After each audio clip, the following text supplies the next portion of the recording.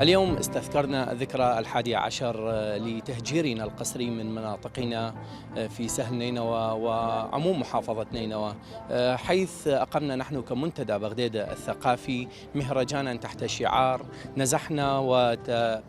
نزحنا وبنينا، عدنا وتجذرنا. هذا المهرجان تضمن عدة فقرات تنوعت بين القراءات الشعرية والقصصية، وأيضا افتتاح معرض للوحات للفنانة الشابة كريستين واثق. حقيقة دائما ما نقف أمام هكذا مناسبات، ودائما ما نهتم بتوثيقها وتخليدها، لأنها حقيقة مناسبات أخذت جزءا من حياتنا، وفعلا كانت ذكرى أليمة فقدنا من خلالها جزء كبير من هويتنا وثقافتنا في مناطق مختلفة. وأيضا لا ننسى أننا فقدنا في التهجير القسري في عام 2014 الكثير من أحبائنا الذين غادروا إلى خارج الوطن. نشكر كل من حضر وكل من دعم وكل من آزر في سبيل إنجاح هذا المهرجان، وشكرا لكم أيضا لتوثيقكم هذه الذكرى. قبل 11 عاما تركنا ذكرياتنا وبيوتنا ومدينتنا ونزحنا، واليوم نرى بأن هذه المدن والمناطق تعج بالمحبة والسلام والطمأنينة. وهذا هو هدف منتدى بغداد الثقافي، وهدف الثقافة، وهدف الفضاء الثقافي بصورة عامة، أن نرى الناس يتحابون فيما بينهم ويتعايشون فيما بينهم ويروجون للسلام والمحبة.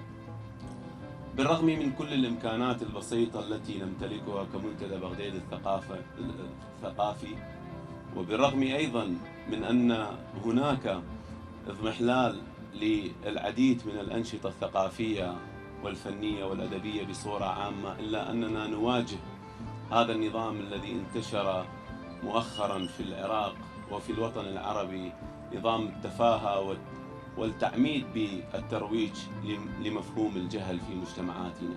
اليوم من خلال حضوركم الذي يعتبر هو الداعم الأول والأساسي لنا معنويا وماديا، نستطيع أن نتجاوز العديد من المراحل. عام 2014 كانت مرحلة في حياتنا كلنا، مرحلة تغيير، مرحلة صمود، مرحلة تحدي، ومرحلة صعبة جدا. الذي استطاع أن ينسجم مع الواقع انسجم، والذي هاجر وتركنا، والذي أيضا هاجر وغادر عالمنا في بحر إيجا وفي المدن الأخرى والمحافظات الأخرى. هذه كانت شهادة اكتسبناها من المجتمع العراقي والمجتمع الدولي، والمسرحية التي نمر بها حتى هذه اللحظة لا يريدون أن نعيش بسلام وطمأنينة ومحبة. بالرغم من كل هذه الصعاب والتحديات، إلا أننا ما زلنا حتى هذه اللحظة نبتسم ونغني ونقرأ الشعر ونروج للسلام ونقول مرحبا بطريقة مثقفة وطريقة إيجابية جدا. اليوم رسالة كل إنسان هي الترويج للثقافة. نستطيع أن نهزم الحروب والكراهية والعنف والتطرف من خلال الثقافة، من خلال الموسيقى، من خلال الأدب والفن، وهذا ما سنفعله اليوم بوجود.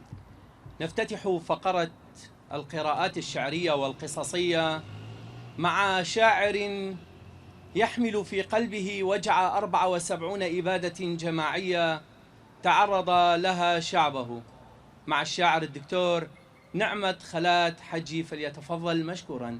لكل من أراد اقتلاعنا من جذورنا وتغيير جغرافية وتاريخ هذه الأرض أقول: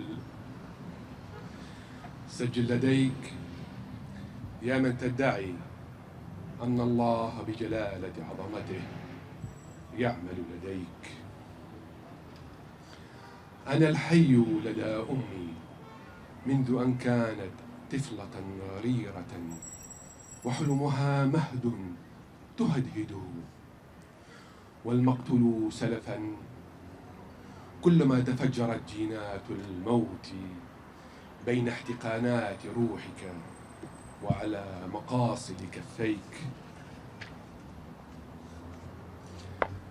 سجل لديك أنا المجلود بسياط اختلافي، أنا المذبوح على محراب انتمائي، أنا من حملني أجدادي على ظهر 74 إبادة.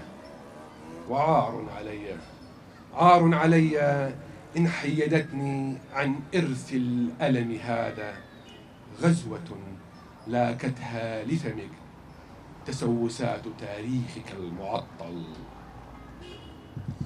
اذبحني مرة وأخرى، اذبحني 1000، وإن لم تكتفي اذبحني بقدر ظلك حتى يتعب الدم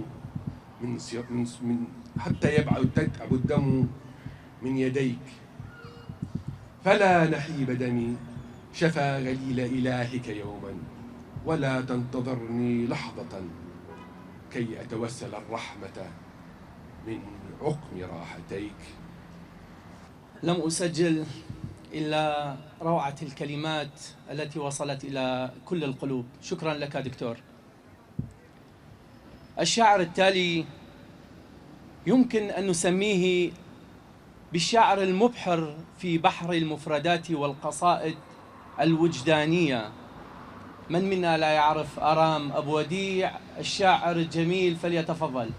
الذكريات خمور العمر نشربها، الذكريات خمور العمر نشربها، فتسكر الروح بين الآه والإيه.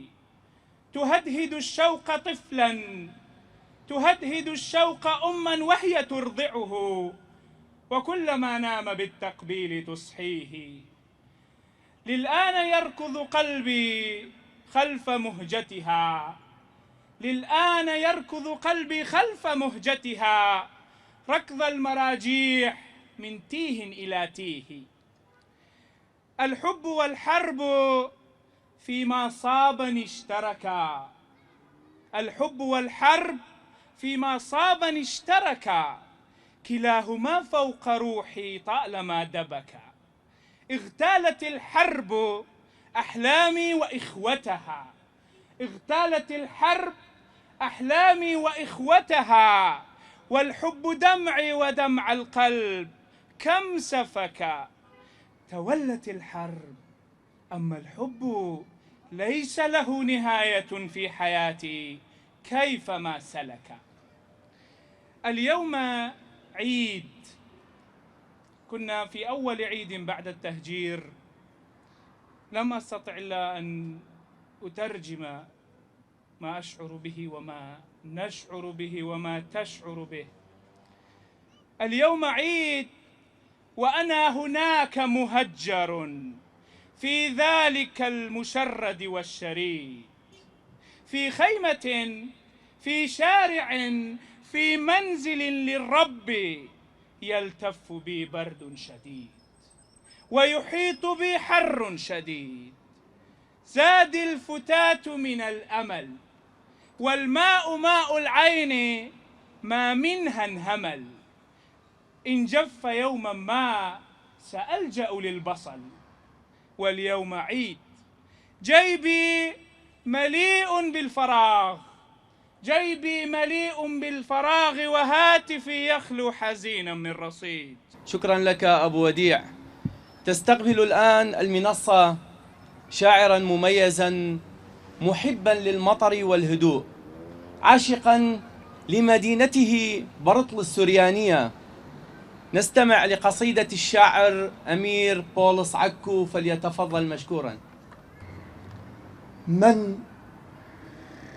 من سمع صرختي وأنا أغلق باب الدار وأتجه شمالا، بعيدا عن ضوضاء دم لموج من الجراد.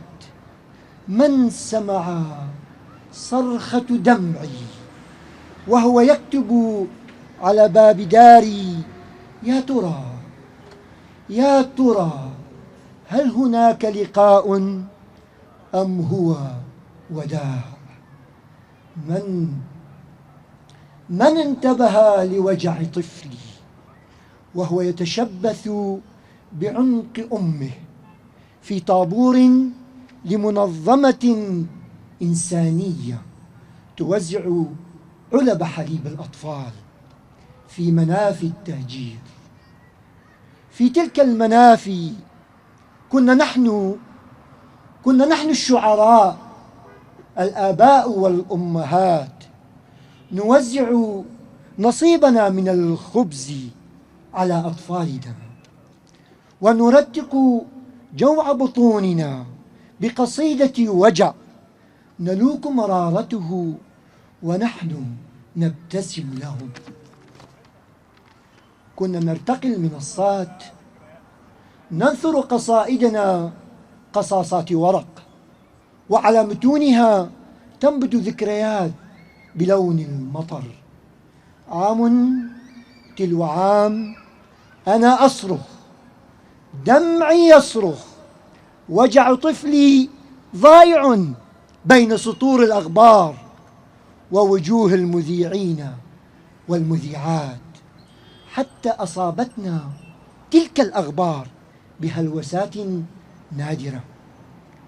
وحين عدت لداري رميت المفتاح خلف ظهري، لأن الجراد قضم مزلاج الباب، وبسواد الدخان لوث الجدران. كان هناك صدى لصرختي لم يسمعه أحد حتى أنا، ولأول مرة نعرف أن صدى الصراخ يسكته الصمت. وشكرا. شكرا لك أيضا أستاذ أمير، وشكرا لبرطل السريانية، لأنها بالرغم من قربها من بغداد إلا أنها قريبة من القلب أيضا. شكرا لك. سنستمع الآن لقصة تقصها القاصة الواعدة إيفا أديسون. تفضلي. قصة اليوم بعنوان دمية في المنفى. أمسكتها بيديها الصغيرتين راغبة ببقائها معها دون أن تفترق، وعلى سلالم الوداع نازلة بخطاها الصغيرة، ونظرات البراءة لا تمت لخراب الخارج بصلة.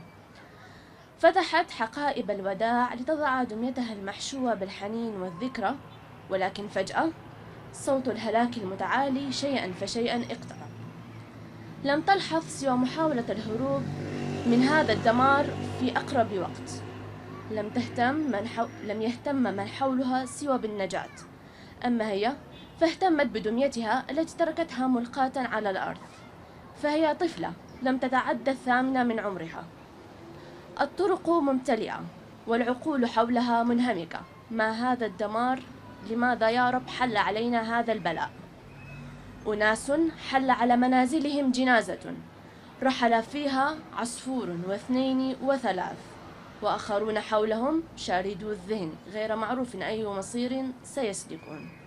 أما هي فلا تزال تنتظر عودة الحافلة، ظنا منها إنها في رحلة لكي تنتشل دميتها من الأرض، فهي طفلة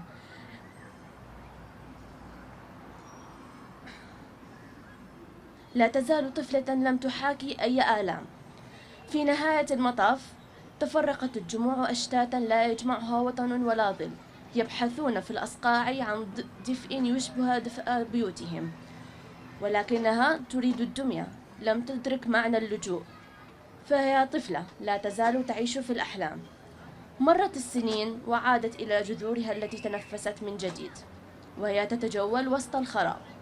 عادت يحويها الفضول متسائلة أهي موجودة بالفعل، حتى رأت أزرارا كانت ذات يوم عيونا لدميتها التي تتوق لرؤيتها، ولكنها لم تعد طفلة، فالسنين أخرجتها من الأوهام.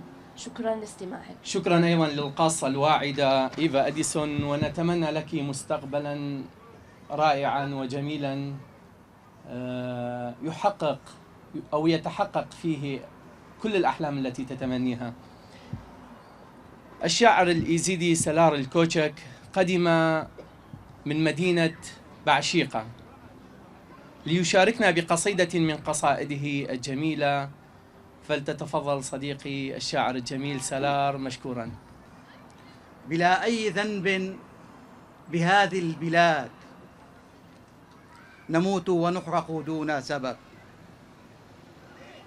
بلا أي ذنب نسير حفاة بدرب الخنوع ونجني التعب، ونرضى بواقع حال مريب ونبني الحياة بقش القصب.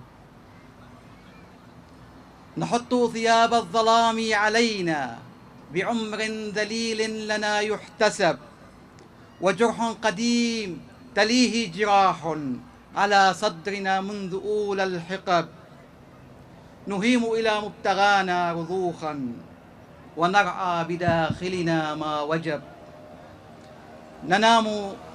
ننام ونصحو على غزوات، وفي كل يوم لنا نغتصب. سبايا بسوق النخاسة تدمى، جواري تباع بحسب الطلب. وحكامنا في الأسرة أسد، وفي الحسنات لديهم عطب. ولا يفقهون علوم الوفاء ولا ينتمون لأي نسب. لصوص يبثون كذبا ووهما لكي يسرقوا لمعان الذهب، لكي يرفعوا راية الانتصار بقطع اليدين وجز الرقب، لكي يحرقوا ما تبقى لدينا بزيف الكلام ونار الحطب. اليوم شاركنا في استذكار أحداث التهجير يوم 6/8. بصراحة يعني هو يوم مؤلم، وكل فترة النزوح فترة مؤلمة. أنا شخصيا لا أريد أن أتذكرها، لكن أحيانا يحتاج المرء أن يستذكر أحداث معينة لكي يتعايش مع الواقع، واقع العراق الذي طالما مر بأحداث مؤلمة. يقول بدر شاكر السياب: أتعلمين أي حزن ينشج المطر؟ أما أنا فأقول لكم، وأوجه كلامي بالتحديد لشاعر جميل، أقول له: أتعلم كم تحبك بغداد يا نين بلاماسو، وأنت تعبر القارات لتزورها بين الفينة والأخرى، وقد أصبحت قصيدة من قصائد شاكر سيفو وزهير بردة وعبد الغني جرجيس. إذن يتفضل الآن الشاعر الدكتور نين بلاماسو ليقرأ قصيدته. أوقات تزرقلخ الخبثة تخطى بعين الشمشة لغز يا وأينخ الأمغ دويقة بننوي بريش الطبراثة، وهاي أقرتها لما برويه البرونخاتا مباقر هاود كوار ليلة طاما بشاخي ون بإيثوثة داخي مبرقخ لننوي طبراثة مني والديوة وطبراثا صيرة بأقلاثا دعراقي ليتفرقي الكوداثا من مليتوي. أي صرختت بزائل اللبي مودي لشما ليلة مزيوعي الترتد بريثة خشمة خناوة. أي بدري لا ليلة قطاء قالة من مشخاثة ضطريذة بدري خلافخ بدري هلي مبهوية كليثة قم آروقة وأسيرة قريشة بزمامة وزمامة صرختخ مزمزومة بثرمتة ننوي زالين وإزلة كيبت مشخة وطورة صيرة. مري بدري أي سابارخ الضم بأرخ الدمة لي برقة بخبيتا بخبلنا الشخني ضاءا بغذقنا ويلبي براخة ونيخي دماخة لزداء من خنبابة أو خلقني لي ترتن هاوي أمينا إيف خليقة إيد خغزوقم الأبقى وغذا خمثة قراشة البس نبل وقضائم من بمة موتى بريش الطبراثة إن الأيكة قرشالي من خد موثى الخط مطراثة من مطرة الخدالوبة واي الأمطات لتلا تخلوبة وان اتلا خوالي الله كذ هاي بقولة رقاذة للخولة دكوار مترقلي ونبلي الخقو ذا قازوخ كل داخت هاوي آبن هاوي زقورة مار هرب خايكلا رما خشمة بدشت ننوي طورة القش من شواوثة سينا قالت قرنا قال صنينا طور رام بقرايا قامن إذكوري كسايا نوري باثرا إذ عما تلكسايا وباثر مطراثة بآثي شرشة بتيتوي يا قوري وصالي أشيثة من ريش الطوري هل إيمن أن يتومي بخرث الإيسار بطراثة بخصدي غذا خبثة خيه أبقى طوثة خربي طبراثة إن خوشيلة بقرنيثة من شل من خذخا قبيثة مخويلة قليانا أخا طبس عورونا شوارة مع القرواث قاطينة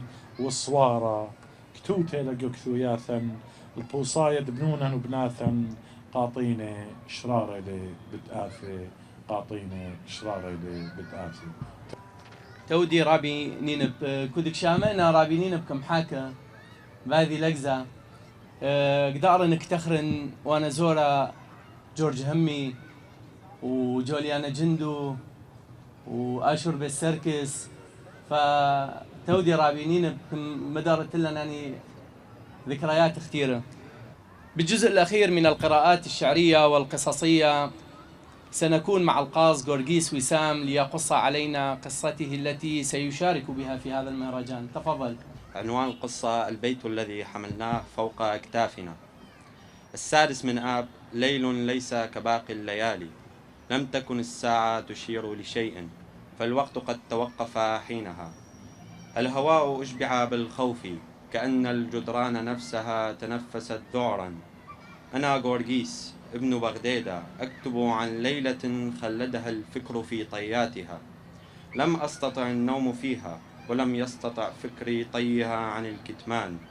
كنا على الأسطح نراقب الأفق القاتمة، يتخلله همسات أشبه بالنار في الحقول. وصلوا داعش على مقربة من بغداد، إنهم على بعد دقائق عنا. الأنفاس أصبحت ثقيلة، أمي تجمع الثياب بسرعة، أبي يحمل صورة العذراء تاركا كل شيء آخر، أختي تمسك بيدي قائلة: هل سنموت هنا أم هناك؟ لم أجب. كانت عقارب الساعة تشير إلى 2 بعد منتصف الليل. خرجنا مسرعين من باب لا نعلم إن كنا سنعود مرة أخرى وندخل منه. تركته مفتوحا وكأني أخشى أن يكسر. الشارع مزدحم بالبشر لا بالسيارات، نساء يحملن أطفالهن، رجال يجرون الشيوخ، العيون واسعة تتكلم لغة عجزت الحروف عن تقديمها. تراءى في ذاكرتي جملة لطالما سمعتها في الكنائس تقول: الويل للحبالى والمرضعات في تلك الأيام. لم أكن أعلم أننا سنعيش جزءا من ذلك المكتوب. أرصفة أربيل، أرض لا نعرفها نفترشها. قالت أمي: البيت ظل هنالك، لكن الرب أتى معنا. كان علينا أن نبدأ من الصفر، لكننا لم نكن صفرا، لم نكن لوحدنا. كنا شعبا يمشي حاملا كنائسه في حناجره وأجراسها في نبضه. كنا نبكي في السر ونبتسم في العلن. قدادسنا في خيمة رسمنا على قماشها بيتا أحمرا بأبواب خضراء. مضت 4 سنوات ثقيلة بطيئة، لكننا عدنا بانقضائها إلى بغداد. البيوت مصلوبة محترقة، لكن الأرض بقيت تتنفس. جدران كنيستنا لا تزال قائمة حتى لو شوهتها النيران. إلى بيتنا مشيت، الباب لا زال مفتوحا. أغلقته وقلت: عدت أحمل في قلبي بيتا، وفي عيوني كنيسة، وفي كتفي قصة شعب لم يغادر إلا لا يعود أقوى. شكرا. شكرا لك غورغيس. حقيقة غورغيس من الشباب الرائعين الذين يكتبون القصة القصيرة، وأتمنى له أيضا مستقبلا مزدهرا. حاولت أن أرسم لوحة فكتبت فيها بغداد. شعرت أن هذه اللوحة ناقصة. كتبت برطلة، أيضا شعرت أنها غير كاملة. أخيرا كتبت فيها كرمليس فاكتملت اللوحة. من مدينة كرمليس مدينة الحب والصفاء سيقرأ الشاعر رامز طيفان قصيدته. ها هنا أرض أجدادي، ها هنا قلبي ينبض يسافر نحو الأعالي. قلتها إليك عائد ونحوك متجه شراعي، فحين واجهوني وظنوا بأنهم قتلوني رفعت إلى السماء صلواتي. تضرعت يتيما دون أرض أبكي على إيمان أضعته في دفاتر أشعاري. مضخت آخر تربة آخر حفنة تعانق أشلائي، والوجوه الشاحبة مرسومة بين طيات الجدران تخبرني بسماء سوداء لا تفارقني قادمة نحو بلادي. ورقة بيضاء وقلم في الغمد، تاريخ وحضارة في الخلد يخشوها أولئك في بلادي. يستاء الصراخ من صمتي يناديني النوم في منامي، أكذب في رسم بلادي. ألون السواد بلون جسدي، أبني كنيستي بلحمي، وأثور مثل المسيح بمبادئي. لتزهر الأرض عطاء ومحبة، لتقف الجذور المستلقية وتذكرني يوم صرت منسيا في بلادي. أنا آخر ما تبقى من بابل وسومر وأكد وآشور، أنا آخر من نادى العراق عراقي. وتجذرت وعانيت آفة الظلام، وصرت نورا أضيء فيه بلادي. مئات الأعوام وقدماي تستباح، وتأبى الأرض أن تعانق غير أقدامي. يرتعش الهواء إذ رآني، يرتعش الهواء من قبور أسلافي، لأني حبيب الأرض وحبي لها ينبع من أعماقي. يفوق الحب الحروب وأنا عن الجميع يختلف إحساسي. أنا وطن كبير لوطن أصغر، أنا الأرض إخواني وآبائي وأجدادي. وهنا أرضي وكل أشيائي، حيث السماء تركع لأسمائي ولتحتضنني بعدها وتشهد على تماسكي. أنا هنا لا أعد بالأرقام، فحين جئت قبل التاريخ والأرقام، فهنا حيث أرضي وأجدادي. شكرا للشاعر رامز طيفان. عندما بدأت بكتابة الشعر كانت محاولاتي باللهجة الشعبية، وأنا أدرك كم هي جميلة هذه اللهجة، خصوصا عندما توظف كلماتها في قصائد. أدعو الآن الشاعر زكريا جواد ليقرأ قصيدته بالشعر الشعبي. تفضل زكريا. ايش كان يصير لو قالوا الدين اختار من تحب؟ ايش كان يصير لو قالوا الدين اختار من تحب؟ كاشفنا القمر فوق الجرف ممدود، ولا هندس حلب عينه وبقى مشلل. انزف على الورق صفنات ويظل نفس الحزن ما يفرق من نكتب. انزف على الورق صفنات ويظل نفس الحزن ما يفرق من نكتب. تلاقينا واحس وجهك قبل متبدي بعيوني، وبقيت براسي آخر كلمة من ميت تعب مشتول لظنوني. نزيز الشوف طيف يصير مدري شمال جفوني، وخصر البلم خدي بكل وقت مبلول، وخصر البلم خدي بكل وقت مبلول. ودمعك دم جمر ما يسيل، الحالات اللي بيك شاعر منفرد من جيل. وعلى الكل شي ليلي على دربك ينمسح رمشي، وموجد من الدرب متعوب قلم ما أتعب من أمشي. وعلى الكل شي ليلي على دربك ينمسح رمشي، وموجد من الدرب متعوب قلم ما أتعب من أمشي. وضمن بيك مثل الخوف ما تنقال يم الناس، وحدي ومن نفكر بيك أفز بمراكم الوهواس. ونبت بي لصليبك عشق ما يبرد، ونبت بي لصليبك عشق ما يبرد. وقبل جيتك كنت تايه فراغ بروحي يرهم للجبل معضد، وقبل جيتك كنت تايه فراغ بروحي يرهم للجبل معضد. وجا وجهك بدا يدلي الفرح عالروح، المنارة تدلي على المعبد. وجا وجهك بدا يدلي الفرح عالروح، المنارة تدلي على المعبد. ومو شرط اللي ودك نفس طينة تكون للأبرة الشعر مبرد، ولحظة بلحظة تكبر بي من نشتاق، ولحظة بلحظة تكبر بي من نشتاق، متن دخان من يصعد رفضت هواي من بعدك.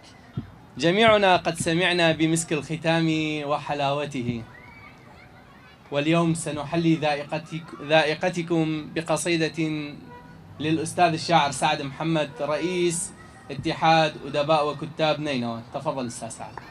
لا أستظل بغير ظلك ما حييت، لغتي على شفتي، وخلف الصمت أحجية، وبعض الذكريات لبلدة أسوارها جفلت على قرع الطبول، فصرنا صرحا شامخا يعلوه نحت.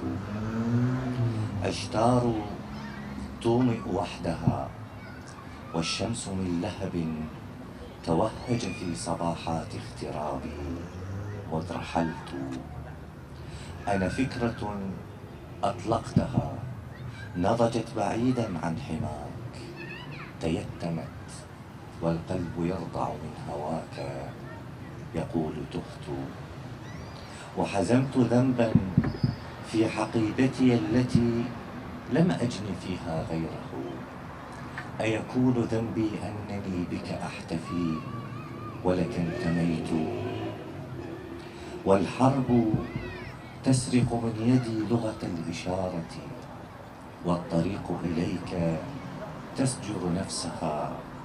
لو كنت أدري ما حملت على الرحيل ولا هملت. وعلى الطريق العشب ينبت غير مكترث لما يجري، ويوغل بالسؤال عن انتمائي حين تكتب. شكرا. اجوا خيومة حشانة وخشكانة بتريلبو أرباء سرد رق سوراي وديسناي واني خن ناشي خيه واخا بدشت الدنوة، فكي خازخ من تريلبو أرباء سر وهلدها يعني ليث لا إيتا لا قب كوذي خمندي دا هذا يوم هذه اليوم مهم كان خازخ ديسناي كموذي لا قضية دولية وممطيه أقرت دت الكول ألما بس أخني هلدها ولا خليث مهتم جو إلا كاوخ أخني خاك مع ليمة من خلال محرة، من خلال لوحات، من خلال أي من دي إنه كي باخذ منطق هذه أقرت جديدا.